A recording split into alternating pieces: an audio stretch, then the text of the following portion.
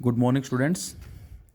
Now we have some numericals based upon combinations of capacitors as well as find out the electric field, potential difference, capacity as well as charge across the combinations of capacitors. तो बेटा question number first जो है इसमें हमें capacitor given है जिसमें first capacitor दे रखा है 6 माइक्रोफेराड और इसके कॉरस्पॉन्डिंग जो पोटेंशियल डिफरेंस है 4 volt and the second one is 3 microfarad and potential difference is 10 volt. So we have to find out the breakdown voltage whenever these are connected in series. जब इनको series में join करेंगे तो इनके corresponding जो net we होगा वो हमें फाइंड आउट करना है बच्चों. तो बेटा यहाँ हमें सी भी गिवन है और वी भी गिवन है. तो इसमें चार्ज की जो वैल्यू आएगी वो चार्ज कितना स्टोर करेगा, that is Q1 C1V1 24 microcoulomb and similarly यहाँ से Q2 C2V2 30 माइक्रोकूलम. तो इसका मतलब ये चार्ज स्टोर कर सकता है 24 और ये स्टोर कर सकता है दैट इज़ 30. अब यदि दोनों को सीरीज में ज्वाइन करेंगे तो क्या होगा, तो हम पढ़ चुके हैं कि सीरीज कम्बिनेशन में सेम चार्ज होता है. अब चार्ज ये लें या ये लें, तो बेटा ऐसे क्वेश्चंस में हम वो चार्ज लेते हैं जिसकी वैल्यू लेस होती है. क्यों? क्योंकि इस चार्ज को ये तो स्टोर कर लेगा और इसको ये भी स्टोर कर लेगा, लेकिन ये जो चार्ज है ये स्टोर कर लेगा लेकिन ज़्यादा अमाउंट चार्ज होने की वजह से ये स्टोर नहीं कर पाएगा और यहाँ से लीकेज प्रोसेस स्टार्ट हो जाएगा. तो इसलिए ऐसे क्वेश्चंस में हम लेसर अमाउंट ऑफ चार्ज जो वो कंसिडर करते हैं, दिस वन. तो अब दोनों को सीरीज में ज्वाइन कर दिया और अब हम चार्ज लेंगे 24 माइक्रोकूलम. तो ये चार्ज है और ये कैपेसिटी है, ये आ जाएगा V1 जो कि 4 वोल्ट आएगा. ये चार्ज, ये कैपेसिटी, ये V2 जो कि 8 वोल्ट आ गया. और सीरीज कम्बिनेशन में V नेट क्या होगा बच्चों, V1 प्लस V2 दोनों को ऐड कर देंगे.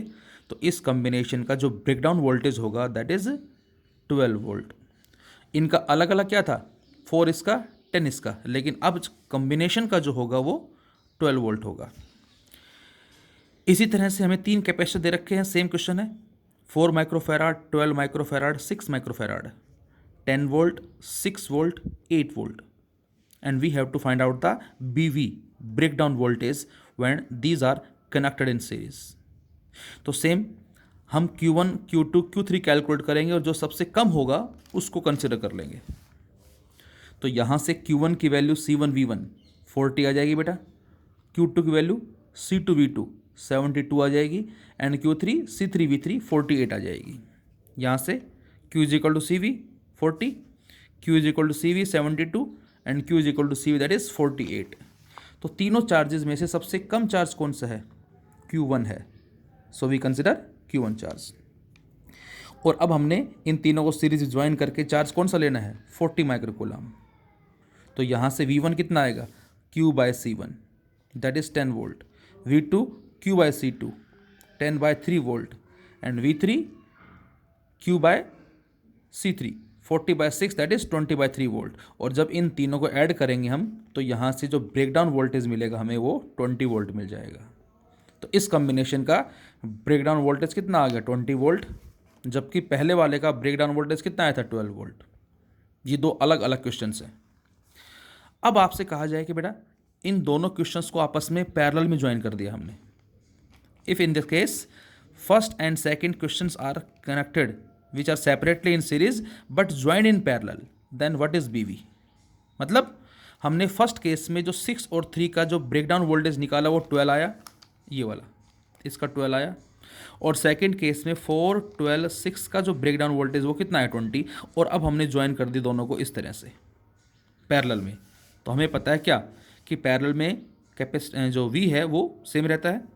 तो अब हम यहाँ पर कौन सा V लेंगे, अगेन जिसका अमाउंट लेस होगा. तो यहाँ पर लेसर वाला जो हम कंसिडर कर लेंगे.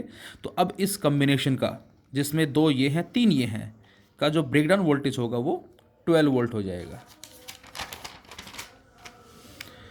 इसी में बच्चों में एक इम्पॉर्टेंट क्वेश्चन दे रखा है जिसमें 4 कैपेसिटर दे रखे हैं, 100 picofarad, 200 picofarad, 200 picofarad and 100 picofarad.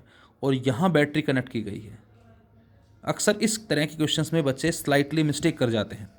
And 300 volt is the potential difference. Find C net. एक तो हमें इस कम्बिनेशन का नेट कैपेसिटेंस निकालना है बेटा, दूसरा, charge end voltage across each capacitor, और हर एक कैपेसिटर के अक्रॉस चार्ज और वी भी निकालना है। अब जरा यहाँ से चला चार्ज Q, और वो यहाँ आके दो पार्ट में डिवाइड हो गया, इधर जाएगा Q1, इधर जाएगा Q2।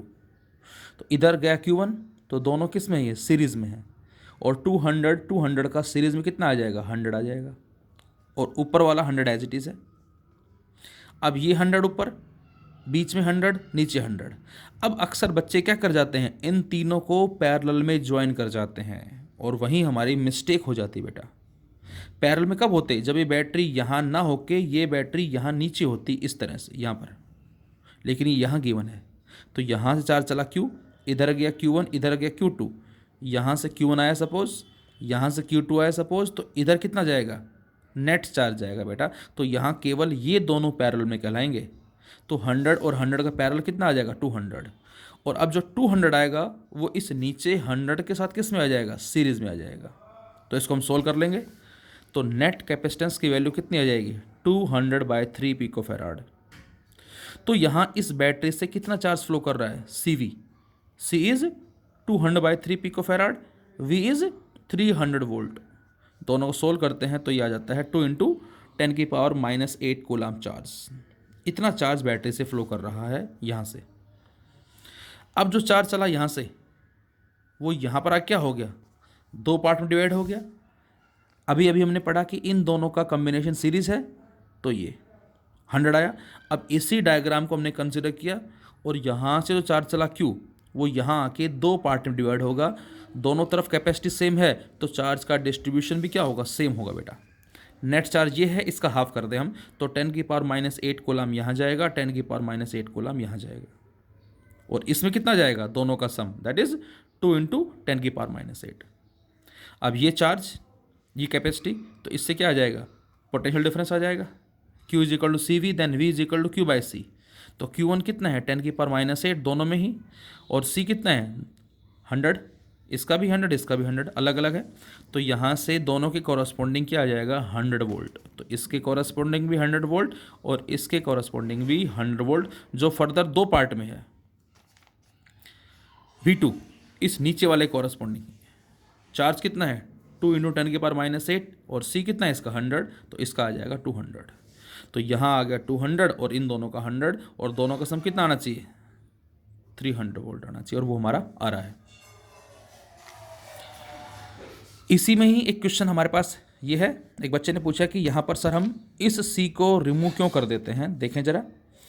तो इस क्वेश्चन में हमें 3 कैपेसिटर दे रखे हैं, हर एक की कैपेसिटी सेम है, C, और पॉइंट A और B के बीच में हमें नेट कैपेसिटेंस कैलकुलेट करना है। तो मैंने बताया था बेटा आपको कि जिन भी पॉइंट्स के बीच में हमें कैपेसिटेंस निकालना है, वहाँ हम एक बैटरी ज्वाइन कर देते हैं, एक पॉजिटिव टर्मिनल से और एक नेगेटिव। सपोज इसको मैंने मान लिया V वोल्ट, और इसको मान लिया 0 वोल्ट।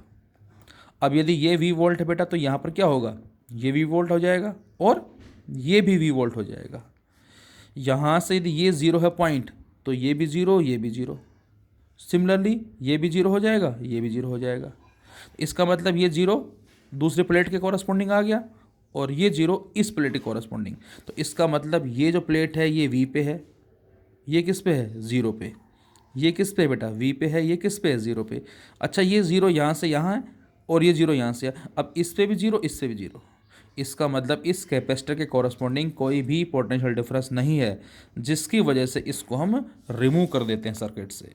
तो ये इसका रीज़न होगा हमारा। और अब इसका जो इक्वलेंट सर्किट बनेगा वो ये बन जाएगा, और यहाँ दोनों हमें पैरेलल में नज़र आ रहे हैं। तो इस कॉम्बिनेशन का नेट कैपेसिटेंस कितना आ जाएगा, 2C। सिमिलरली एक हमें ग्राउंडिंग का क्वेश्चन दे रखा है, जिसमें 3 कैपेसिटर है, C1, C2, C3, 3 microfarad, 4 microfarad, 2 microfarad. और यहाँ हमें पॉइंट दे रखे हैं, A और C पॉइंट दे रखा है, और ये B पॉइंट जो कि अर्थ से कनेक्ट है। और स्टेटमेंट दे रखी है क्या, in the given circuit if the point B is connected to earth. अब इसका मतलब क्या होगा बेटा, इसका मतलब होगा VB जो है वो क्या है, 0 है, and A potential of 1200 volt is given two point A। इस A पॉइंट को हम कितना पोटेंशियल दे रहे हैं, 1200 volt. Calculate charge acquire by each of the capacitor and potential of point C। हर एक में कितना चार्ज होगा और इस सी पे पोटेंशियल क्या होगा। तो सबसे पहले बच्चों हम यहाँ पर नेट कैपेसिटी निकालें, जिसमें ये दोनों पैरेलल में हैं, 4 and 2 6, और ये 6 इस 3 के साथ किस में आ जाएगा, सीरीज में आ जाएगा, 1/6 प्लस 1/3। तो इस कॉम्बिनेशन का जो नेट कैपेसिटेंस आएगा कितना आ जाएगा, 2 माइक्रोफेराड। तो अब चार्ज की बात करें हम, then Q is equal to C V, C 2 × 10⁻⁻6 V 1200, जो कि पॉइंट ए के कॉरस्पॉन्डिंग है। तो 2.4 10⁻³ कूलम हम बोल सकते हैं। सो चार्ज ऑन C1, तो ये आ गया हमारा C1 पे चार्ज कितना, 2.4 10⁻³ कूलम। अब VAC क्या होगा बेटा, VAC that is VA minus VC equal to Q1/C1। Q1 ये है, C1 ये है, सोल्व करें इसको हम। Q1 तो हमने सोल्व कर ही लिया है, और C1 इन दोनों पॉइंट के बीच का कैपेसिटेंस जो है उसका कैपेसिटेंस है ये। सोल्व करने से ये आ जाएगा 800 वोल्ट। तो ये VA माइनस VC की वैल्यू 800 आ गई। VA कितना है, 1200। तो ये 1200 है माइनस VC इक्वल टू 800। तो अब आप बताएं VC कितना आ जाएगा, 400 वोल्ट। तो C का पोटेंशियल पता लग गया, 400 वोल्ट आ गया। अब C से चले हम ऊपर की तरफ, VCB ऊपर वाला सर्किट जो है, जिसमें ये पॉइंट C है बेटा और ये पॉइंट B। हम इसकी बात करें या इसकी बात करें, दोनों कॉरस्पॉन्डिंग सेम होगा पोटेंशियल डिफरेंस। तो VCB की बात करें हम, तो सपोज इधर Q1 है, इधर Q2 है, तो यहाँ से VCB लिखेंगे हम, VC माइनस VB। अब बच्चों VC की वैल्यू कितनी है हमारी, VC की वैल्यू आई 400। तो यहाँ से Q2 कितना आएगा, ऊपर जो चार्ज फ्लो कर रहा है, C2 इंटू VCB, और C2 की वैल्यू कितनी है 4, और VCB कितना है 400। तो मल्टीप्लाई करें तो 1.6 10⁻³ कूलम चार्ज आ जाएगा ऊपर वाले कैपेसिटर में। नीचे वाले में कितना आएगा, C3 into VCB, again VCB same 400, लेकिन इसकी जो कैपेसिटी है वो कितनी है, 2 × 10⁻⁻6 नीचे वाले की। और इसको सोल्व करते हैं तो नीचे वाले कैपेसिटर में जो चार्ज आएगा 0.8 10⁻³ कूलम आ जाएगा। नेक्स्ट क्वेश्चन हमारे पास दे रखा है, जिसमें हमें 4 प्लेट दे रखी है ABCD। हर एक का एरिया सेम है, प्लेट सेपरेशन भी सेम है, और जो सोर्स ऑफ EMF है वो है V। स्टेटमेंट है ABCD are 4 thin similar metallic plates equally separated by a distance D and connected to a cell of potential difference V. Write the potentials of A, B, C and D. I think ये question Prince ने पूछा था। तो बेटा हमें potentials जो है A, B, C और D के वो लिखने हैं। सेकेंड पार्ट में if B and C be connected by a wire, then what will be the potentials of plates? यदि B और C को हम ज्वाइन कर देते हैं तो अब दोनों का क्या हो जाएगा, एक कॉमन पोटेंशियल हो जाएगा, तो वो हमें निकालना है। Third, how will the electric field change in the spacing between the plates. हमने इनको ज्वाइन कर दिया, ज्वाइन करने से पहले फील्ड बताना है इनके कॉरस्पॉन्डिंग, और ज्वाइन करने के बाद फील्ड तो इंक्रीज हुआ या डिक्रीज हुआ। And fourth, will the charge on plates A and D change. A और D पे चार्ज इंक्रीज होगा या डिक्रीज होगा, डिपेंड करता है कि कैपेसिटी जो है वो हमारी बढ़ती है या घटती है, उसके हिसाब से आंसर देंगे हम।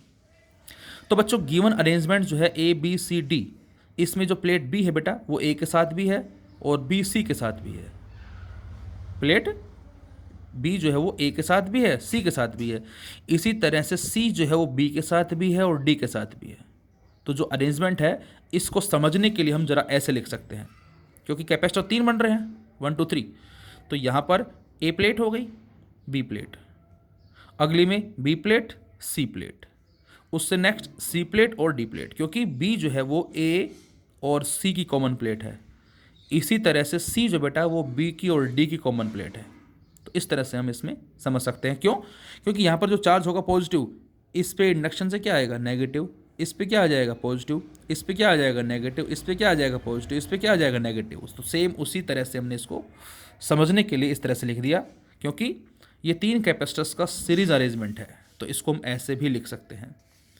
और C1, C2, C3 हमने क्या मान ली, तीनों की कैपेसिटी, जो कि क्या होगी सेम, कितनी, एप्सिलॉन नॉट A/D हम बोल सकते हैं।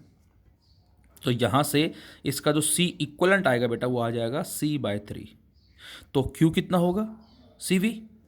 C कितना है, C/3 है नेट कैपेसिटेंस, क्योंकि सभी की कैपेसिटी C है और इक्वलेंट कैपेसिटेंस C/3 है, पोटेंशियल डिफरेंस V है, तो यहाँ पर नेट चार्ज कितना होगा, CV/3। This is the net charge.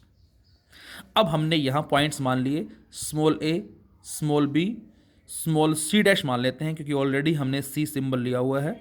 This is C dash and this is D dash. अब मैं आपसे कहूँ VAB बताओ क्या होगा इस A और B के कॉरेस्पॉन्डिंग। तो Q is equal to CV, then V is equal to Q/C। तो VAB क्या आएगा, Q/C1। VBC डैश क्या आएगा, Q/C2 and VC dash D क्या आएगा, Q/C3। तो यही हमने कॉन्सेप्ट अप्लाई किया यहाँ। VAB जो कि VA माइनस VB होगा Q/C1। अब Q बच्चों अभी हमने सोल्व किया था, CV/3 आया था, CV/3 और C1 कितना है, C है, तो C से C कैंसिल आउट। तो VAB जो कि VA माइनस VB है वो आ गया V/3। इसको नाम डाल दिया हमने इक्वेशन नंबर 1। ये आ गया इन प्लेट्स के कॉरस्पॉन्डिंग पोटेंशियल डिफरेंस। अभी ए बी का नहीं आया, अभी केवल डिफरेंस आया है, VA माइनस VB आया है and this VA minus VB equal to V/3।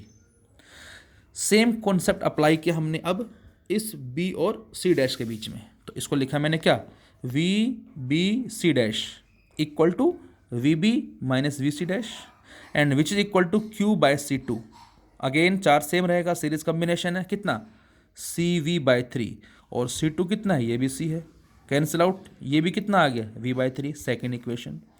और सेम कॉन्सेप्ट अप्लाई किया हमने C डैश एंड D के लिए। तो इसको लिखा VC dash D that is VC dash minus VD Q/C3, Q same CV/3 और C3 कितना है C, अगेन कितना आ गया V/3। तो फर्स्ट सेकेंड और थर्ड इक्वेशन से हमें क्या मिल गया, VA minus VB, VB minus VC dash and VC dash minus VD। और अब बच्चों क्वेश्चन में साफ साफ नज़र आ रहा है आपको क्या कि जो फोर्थ प्लेट है ये अर्थ से कनेक्टेड है। तो इसका मतलब यहाँ पर ये जो है दिस वन ये इस तरह से है, तो ये VD क्या हो जाएगा 0। और यदि इस VD को हम पुट करते हैं 0 कहाँ, इस थर्ड इक्वेशन में यहाँ पर, तो ये 0 पुट करते ही VC डैश क्या आ गया V/3। इसका मतलब VC डैश की वैल्यू आ गई V/3। और यदि इस VC डैश को बेटा हम VC डैश को यहाँ रख दें तो इसके अंदर, तो VB minus V/3 equal to V/3 और ये V/3 उधर चला जाएगा, तो VB कितना आ जाएगा, यहाँ से VB की वैल्यू आ जाएगी 2V/3। तो ये आ गया C के कॉरस्पॉन्डिंग थर्ड जो थर्ड प्लेट है, ये आ गया सेकंड प्लेट के कॉरस्पॉन्डिंग।